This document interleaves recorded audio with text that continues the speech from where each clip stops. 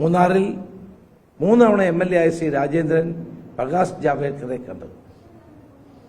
പ്രകാശ് ജാവ്ദേക്കറെ കണ്ടത് എന്തിനാണ്? അദ്ദേഹം കേന്ദ്രമന്ത്രിയല്ല. പ്രകാശ് ജാവ്ദേക്കർ ഇപ്പോൾ കേന്ദ്ര ഗവൺമെന്റിലോ ഉത്തരവാദിത്തപ്പെട്ട ഒരു സ്ഥാനവും വഹിക്കുന്നില്ല. അദ്ദേഹം കേരളത്തിന്റെ ചുമതലയുള്ള BJPയുടെ നേതാവാണ്. മുൻ CPM MLA ആയ 3 തവണ MLA ആയ S. രാജേന്ദ്രൻ പ്രകാശ് ജാവ്ദേക്കറെ കണ്ടത് എന്തിനാണ്? കാരണം വളരെ വ്യക്തമല്ലേ? സൗഹൃദ സന്ദർശനത്തിന് പ്രകാശ് ജാവ്ദേക്കറെ രാജേന്ദ്രൻ പോയി കാണേണ്ട കാര്യമുണ്ടോ?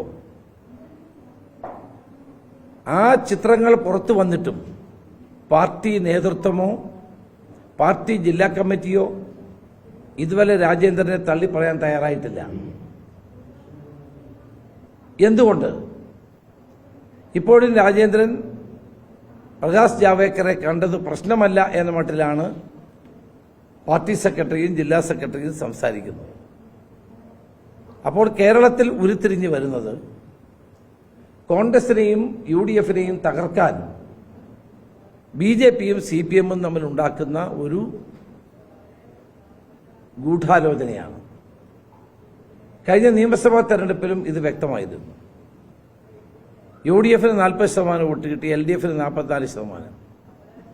14% പാർലമെന്റ് തെരഞ്ഞെടുപ്പിൽ വോട്ട് കിട്ടിയ BJPക്ക് 40 കുറഞ്ഞു. 4% തുടർഭരണത്തിന് വേണ്ടി അവർ LDFന് നൽകുകയുണ്ടായി. പക്ഷെ അതുകൊണ്ടൊന്നും കേരളത്തിൽ UDFനെ തകർക്കാൻ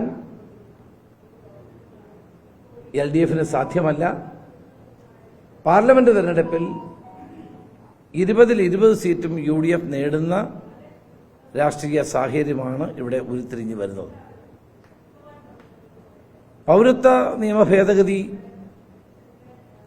ഒരു രാഷ്ട്രീയ പ്രചരണമാക്കാൻ മുഖ്യമന്ത്രി ശ്രമിക്കുകയാണ്.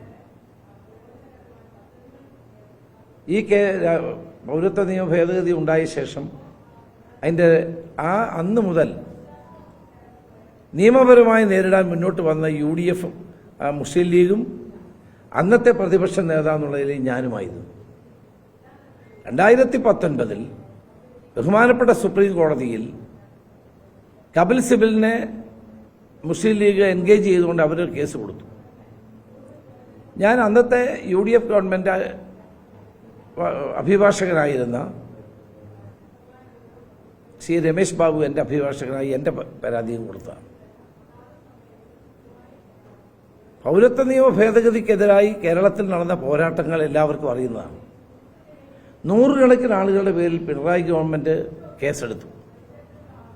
4 വർഷക്കാലം ഈ കേസിൽ ഉൾപ്പെട്ട പ്രതിഷേധം രേഖപ്പെടുത്തി സമരം ചെയ്ത ചെറുപ്പക്കാർ കോടതിയിൽ കയറിയിറങ്ങി നടക്കുകയാണ്. ഇപ്പോഴും പല കേസുകളും പിൻവലിക്കാനുണ്ട്. അപ്പോൾ പൗരത്വ നിയമ ഭേദഗതിക്കെതിരായി സമരം ചെയ്തവരുടെ പേരിൽ കടുത്ത വകുപ്പുകൾ ഉപയോഗിച്ചുകൊണ്ട് കേസെടുത്ത മുഖ്യമന്ത്രി അത് പിൻവലിക്കാതെ ഇപ്പൊ പൗരത്വ നിയമ ഭേദഗതിയുടെ റൂൾസ് വന്നപ്പോൾ ഞങ്ങളാണ് സംരക്ഷക വേഷം ധരിച്ച് അദ്ദേഹം ഇറങ്ങിയിരിക്കുകയാണ്. അങ്ങനെ സംരക്ഷക വേഷം ധരിച്ചിറങ്ങുന്ന ഈ കാരണഭൂതനെ ജനങ്ങൾ തിരിച്ചറിയും എന്ന കാര്യത്തിൽ സംശയം വേണ്ട.